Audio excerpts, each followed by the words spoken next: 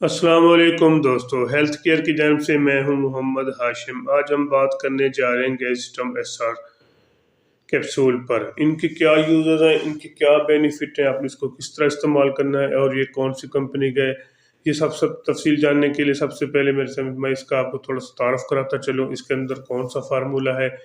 گیسٹم S R ایک اچھی اور ٹاپ کلاس کمپنی ای فارم کمپنی کا کیپسول ہے۔ اس کے اندر جو فارمولہ تیار کیا گیا ہے ٹریسولام، ایک اچھا اور زبردست قسم کا کیپسول ہے جو کہ ایسے لوگوں کے لیے استعمال کیا جاتا ہے جن کی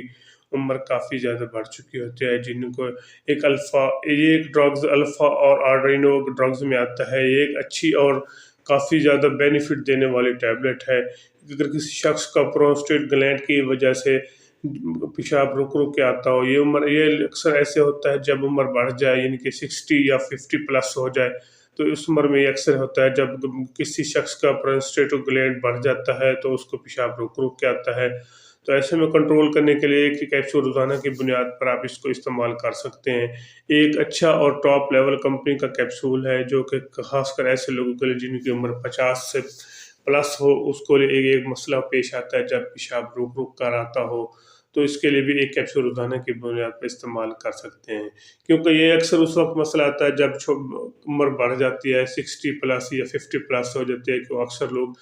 زیادہ تر چائے وغیرہ استعمال کرتے ہیں، تو اس میں یہ ایسے مسئلے بھی پیش آتے ہیں۔ تو ایک کیپسول روزانہ کی بنیاد پر استعمال کریں، انشاءاللہ آپ اس کا اچھا اور بہترین قسم کا بینیفٹ ملے گا۔ کچھ لوگوں کا اکثر ایسا ہوتا ہے کہ رات کو سوتے وقت بستر پر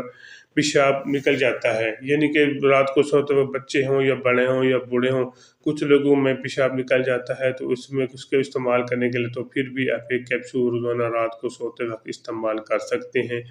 ایک اچھا اور مؤثر بینیفٹ دینے والا کیپسول ہے۔ بعض اوقات اکثر ایسے ہوتا ہے کہ کچھ لوگوں کا مثانہ کمزور ہو جاتا ہے، مثلاً مثانے میں کافی زیادہ انفیکشن اور مثانے میں سوزش وغیرہ، یا اس قسم کی آج کل دور جدید اور لوگ زیادہ تیز مسالہ جات وغیرہ چیزیں استعمال زیادہ کرتے ہیں، تو پھر بھی ان کو بھی مثانے کا مسئلہ بن جاتا ہے اور پیشاب اکثر ایسے بار بار آتا ہے، اور کچھ لوگوں کو رات کو وقت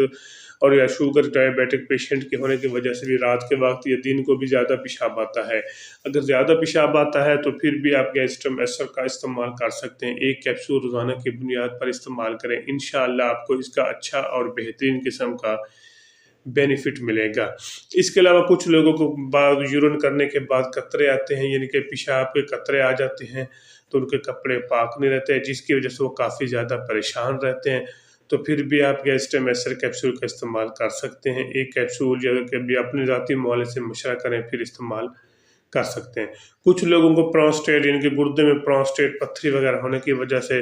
تو پھر بھی ان کو کافی زیادہ پیشاب کا مسئلہ آتا ہے اور پیشاب بار پر آتا ہے اور رک کر آتا ہے، تو وہ بھی اس کو استعمال کر سکتے ہیں۔ کچھ لوگوں کو مثانہ کمزور ہونے کی وجہ سے پیشاب رک کر آتا ہے اور بار بار آتا ہے، اور کچھ لمحے کرنے کے بعد پھر پیشاب آ جاتا ہے، تو وہ بھی اس کو استعمال کر سکتے ہیں۔ باقی میں اس کے آپ کو سائیڈ ایفیکٹ بتاتا چلوں۔ اس کے سائیڈ ایفیکٹ ایسے ہیں کہ اس کے استعمال سے آپ کو وومٹنگ ہو سکتی ہے، ڈائریا ہو سکتا ہے، اس کے استعمال سے آپ کو نیند زیادہ آ سکتی ہے، اس کے علاوہ بلڈ پریشر بھی لو ہو سکتا ہے، اور آپ کو سر چکرانا شروع ہو جاتا ہے، سر چکرانا بھی آ سکتے ہیں، سر میں چکر بھی آ سکتے ہیں۔ اس کے علاوہ باقی اس کے ہیڈ ایک ہو سکتے ہیں، ہیڈ ایک کا مطلب ہے آپ کی دل کی دھڑکن سلو ہو سکتی ہے، اور اس کے علاوہ آپ کو سر میں درد بھی ہو سکتا ہے۔ اگر اس کے زیادہ دیر بعد استعمال کریں گے تو آپ کو سر میں درد بھی ہو سکتا ہے۔ اس کے علاوہ ایک اور چیز جو میں آپ کے ساتھ شیئر کرنا چاہتا ہوں وہ ہے، اور اس کے علاوہ آپ کا ٹینسولم، اس کے استعمال سے ٹینسولم کیپسول کے استعمال کرنے پر آپ کا منہ خشک ہو سکتا ہے اور آپ کی بینائی بھی کمزور ہو سکتی ہے۔ اس کے علاوہ اگر آپ کو میری ویڈیو اچھی لگی ہے تو میرے چینل کو ضرور سبسکرائب کریں، اور میرے چینل کو سبسکرائب کرنے کے بعد آپ گھنٹی کے بٹن کو دبا دیں تاکہ میری حوصلہ افزائی ہو سکے۔